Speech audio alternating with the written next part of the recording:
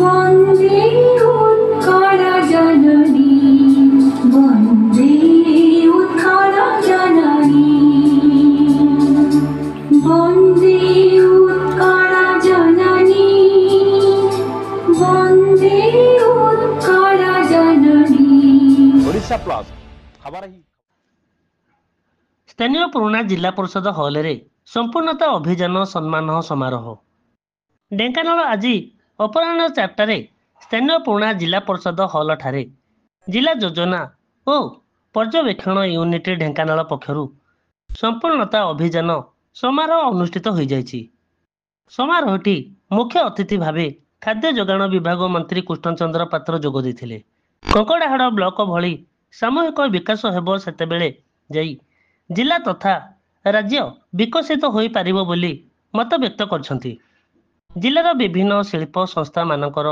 आगमन जोगु जिले में निजुक्तिर सुजोग सृष्टि हेबा सह सामूहिक अर्थनैतिक विकास पाई सुजोग सृष्टि करिबो बोली से कहिथिले। सम्मानित अतिथि भावे जिला प्रभारी शिल्प दक्षता विकास और कारीगरी विभागर मंत्री संपद स्वाई जोगदे ढेंकानाल जिला आकांक्षी जिला कार्यक्रम 6टी सूचक मध्यरु 4टी सूचक सफलता हासिल करी ब्रोंज मेडल पाइथिबा बेले कंकड़ाहाड़ ब्लॉकर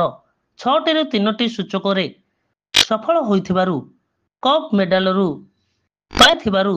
समस्त विभागीय अधिकारी एवं ब्लॉक स्तरीय अधिकारी एवं कर्मकर्ता मानक साधुवाद जणाइथिले। अतिथि भावे जिला परिषद अध्यक्ष अर्चना पुहाण, कामाख्यानगर विधायक शत्रुघ्न जेना, पर्जंग विधायक विभूतिभूषण प्रधान एवं जिलापाल श्री आशीष ईश्वर पाटिल प्रमुख जोग देथिले। Dhenkanal Balaram Sauk report Odisha plus.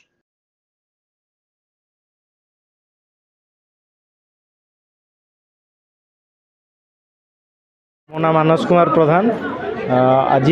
आम ढेंकानाल जिले में नीति आयोग संपूर्णता समारोह समापन उत्सव अनुष्ठित हो जाइए। आम जो मैंने भल काम करते संपूर्णता अभियान रे डिस्ट्रिक्ट लेवल और ब्लॉक लेवल आम एस्पिरेशनल ब्लॉक प्रोग्राम और एस्पिरेशनल डिस्ट्रिक्ट प्रोग्राम रे से मान्यवर मंत्री कृष्णचंद्र पात्र आम जिलार मंत्री और आम जिलार प्रभारी मंत्री संपद चरण स्वाई एवं आम जिलार समस्त विधायक आम जिलार कलेक्टर सार एवं पीडीओ सार एवं आमर सबू डिस्ट्रिक्ट लेवल लाइन डिपार्टमेंट एवं Kankadahad block aspirational Kankadahad block line department समस्त को पुरस्कृत कराला। ये जो कार्यक्रम रे मु आपण मानक मध्य धन्यवाद देवाक चाहूँगी आम समस्त लाइन डिपार्टमेंट एवं आमर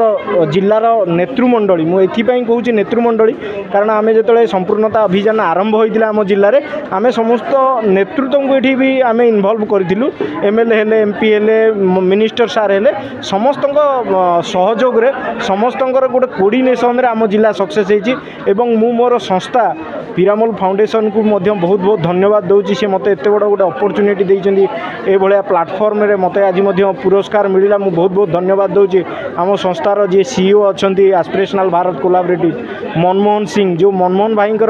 नेतृत्व में आम देश में आम संस्था पूरा काम कर 112टा एस्पिरेशनल जिले में आउ 12टा एस्पिरेशनल जिलूर आम सबू जगह आम टीम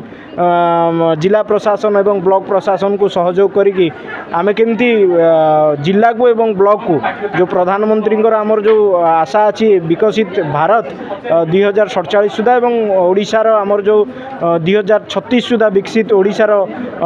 स्वाधीन आम सरी आम भाषाभित्तिक राज्यर 100 वर्ष आम पूरण करुचे से उपर आम काम कर मु आशा करुच्ची आगामी थर जो संपूर्णता अभियान हम आम से गोल्ड मेडल पाइबू आम ए